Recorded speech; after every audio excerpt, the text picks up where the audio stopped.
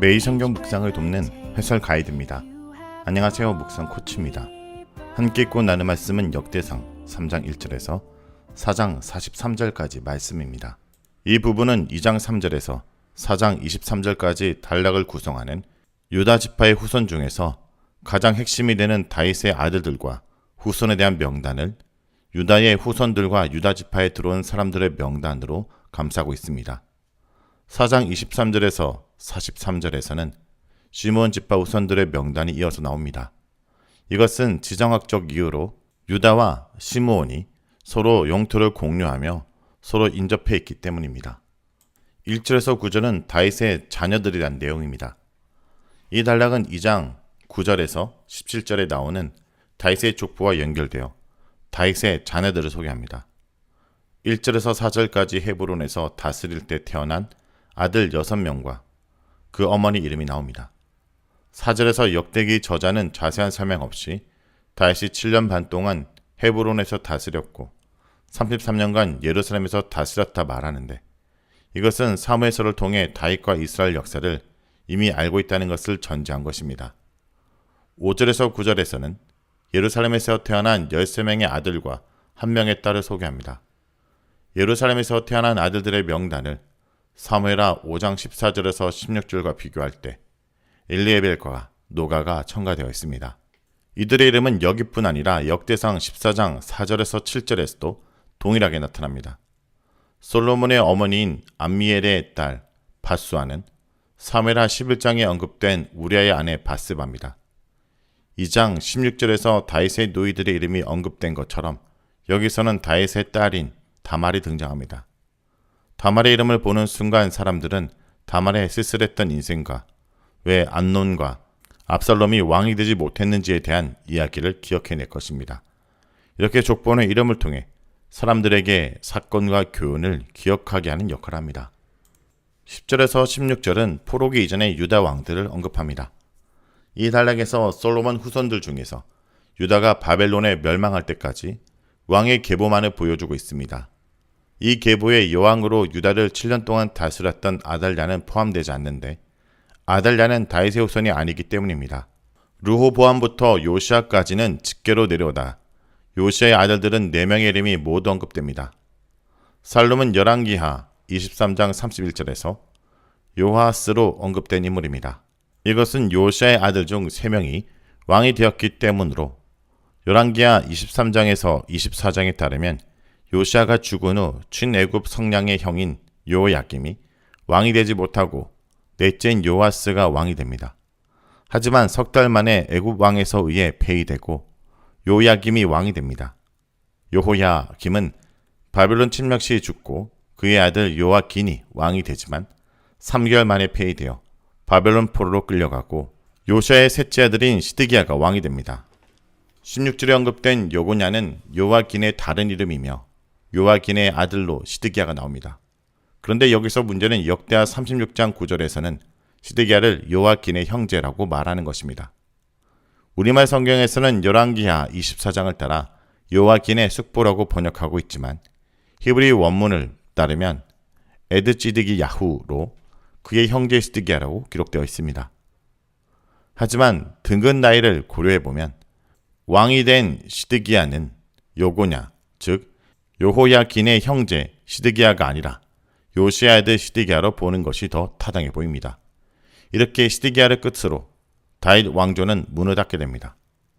17절에서 14절은 포로기 이후 요고냐의 후손들입니다. 이 단락은 포로기 이후 바벨론으로 끌려간 요고냐의 후손들에 대한 계보로 형제들의 이름까지 모두 언급하고 있습니다. 요고냐의 후손은 요고냐부터 아나니까지 모두 9대가 기록되었는데 아마도 마지막 세대는 역대기를 기록한 시대의 인물로 여겨집니다. 이 계보에서 논란이 되는 인물은 18절의 세낫살과 19절에서 언급된 부다냐의 아들 스룹바벨입니다. 세낫살은 에스라 1장 8절에서 언급된 세스바살과 동일 인물로 볼 수 있습니다. 세스바살은 포로기한 시 첫 번째 유다 총독으로서 첫 귀환자들을 이끈 인물로 다윗 왕가의 왕자인 것입니다. 그 다음으로 논란이 된 인물은 스룹바벨입니다. 그는 에스라 2장에서 포로에서 돌아온 공동체의 지도자로서 성전 건축을 한 인물입니다. 여기를 제외한 다른 본문들에서는 그는 브라다의 아들이 아니라 요고냐의 장남으로 생각되는 스알디엘의 아들로 소개됩니다. 이에 대해 가장 널리 받아들여지는 해석은 스알디엘이 일찍 죽음으로 스알디엘의 아내가 시동생인 부다냐와 계대 결혼을 통해 얻은 아들이 수룹바벨이라는 것입니다.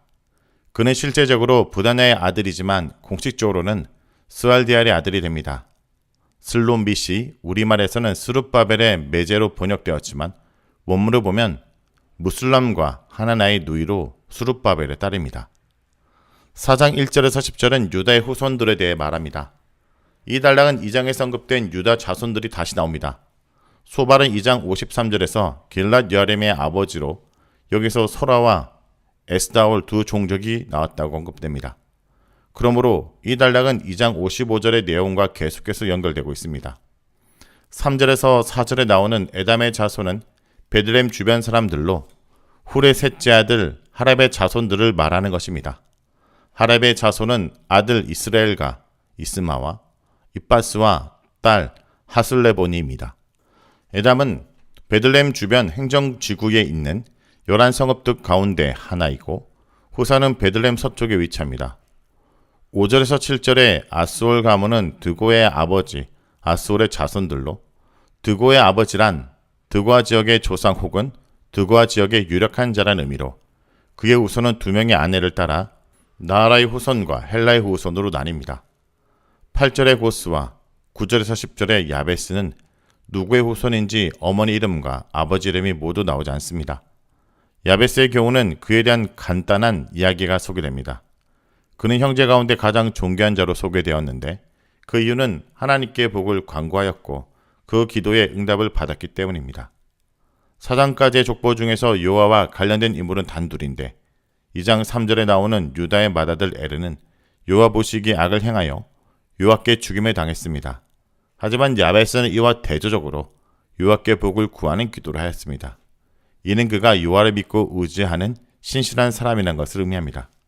그렇기 때문에 여호와께서는 그의 기도에 응답하셨고 그 결과 그는 형제들 중에 넓은 땅을 차지하고 가장 존귀한 자가 될 수 있었던 것입니다. 4장 11절에서 23절은 기타 유다지파 사람들입니다.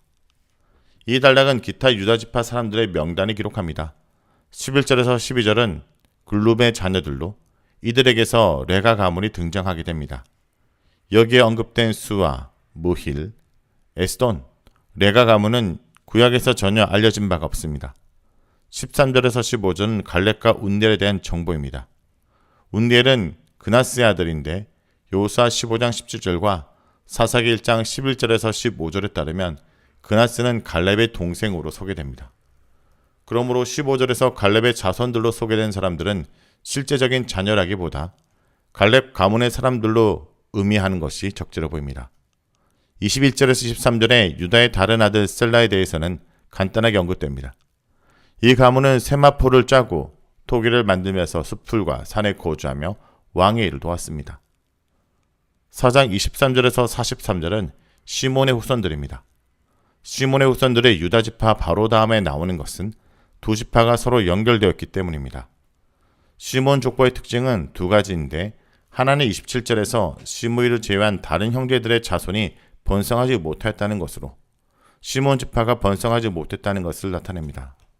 그러나 38절에서 시므이 가문은 번성하였다는 것과 42절에서 43절에 시몬 지파가 세이산에 지금도 살고 있다는 것은 시몬 지파가 사라지지 않았다는 것을 나타냅니다.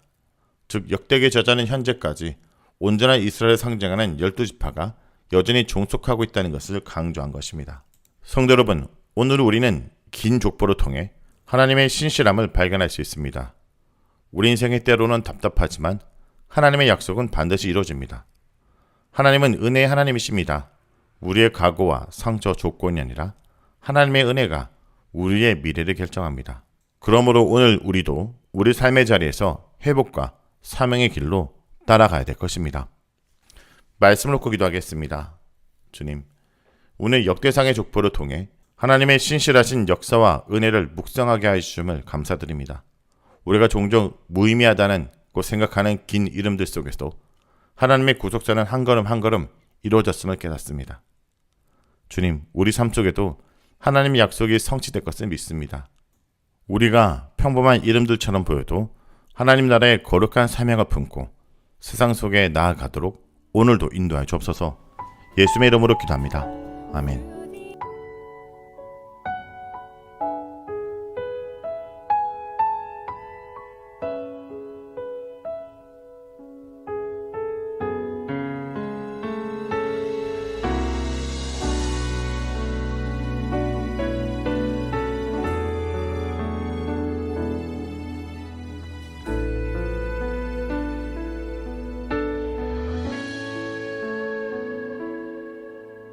주님 보좌 앞에 나아가 참된 안식과 기쁨 나누리겠네. 경배하며 주의 얼굴 구할 때 신실하신 주님 찬양해.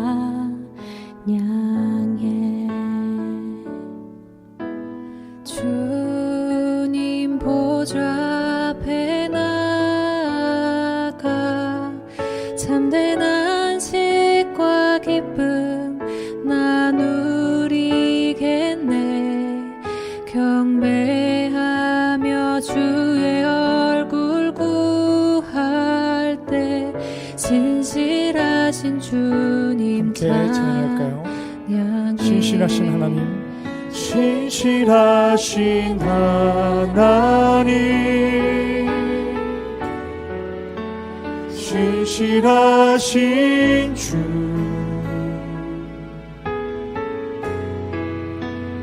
나의 주 하나님을 신실하신 주님. 기도 들으시는 하나님, 기도 들으시는 하나님, 폭풍 속에 내 등불 내 노래시라. 주의 날개 아래서 내 맘 쉬리니 신실하신 주님 참. 신실하신 하나님, 신실하신 하나님, 신실하신 주,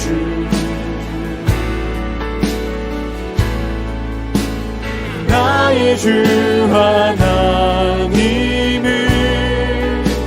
신실하신 주님,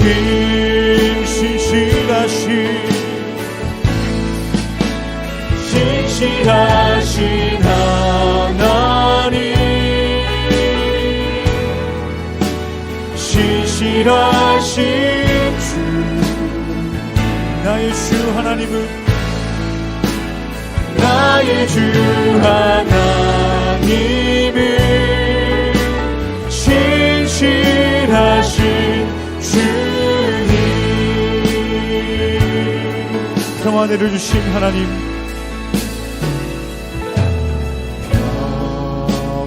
내려주신 하나님, 나로 고통받는 자를 위로하게 하소서. 나의 평생의 주의 사랑을 전하리. 신실하신 주님 찬양해. 신실하신 하나님,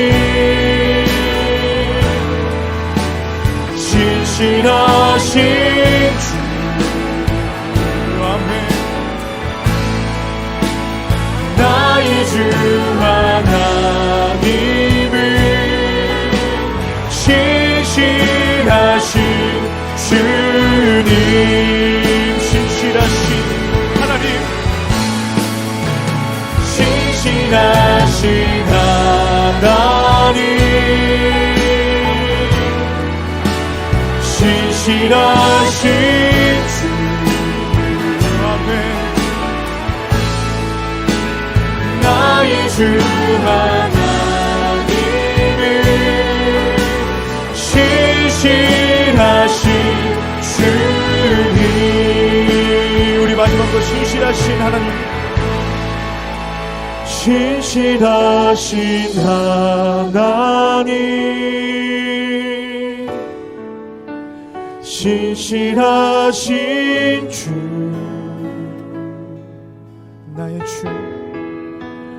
나의 주 하나님은 신실하신 주님. 아멘.